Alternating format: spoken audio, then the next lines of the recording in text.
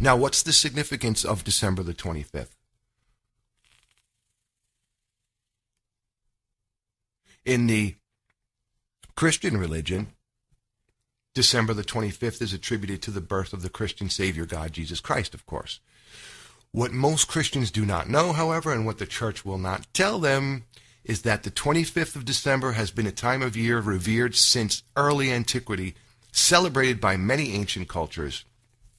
The church, over the centuries, merely adopted and infused the flourishing pagan beliefs of the time and incorporated them into their own because the pagan celebrations were so widespread that the church was not able to eliminate them, and so absorbed many of the existing pagan beliefs and practices into their own ideologies. Now, despite the mystical attributes of the significant date of December 25th espoused by the church, many cultures that predated Christianity celebrated this time of year for reasons that are not mystical at all. Now, throughout history, in many different cultures, the sun was said to have died on or near December the 22nd, the time of year where the days are at their shortest and the sun is at the lowest point in the northern hemisphere.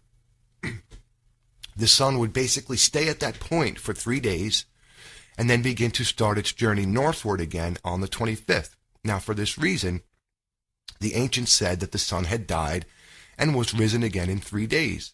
The sun was born again on December 25th. Solar celebrations revering this date abound throughout the ancient world, and it seems as if symbolic representations were woven into mythologies of God-men and crucified saviors. Interestingly, the birth date of Christ was not even officially sanctioned until centuries after his alleged advent. Different churches celebrated the birthday of Christ on different dates or not at all. It wasn't even until 354 A.D. that the church officially adopted the date of December the 25th. This was also the date attributed to the sun god Mithra and many others. And pagan celebrations of this solar deity abounded in Rome throughout those times. Scholars of the time could not place an actual date for the birth of Christ. They simply didn't know. It was never recorded, nor was the date of Christ's baptism, what is traditionally held as the Epiphany on January 6th. This date and time of year was also sacred to the ancients, and followers of the Egyptian sun god Osiris would bathe in the blessed waters.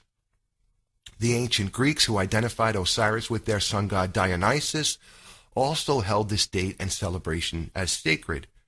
The Epiphany is another adopted date from far earlier times and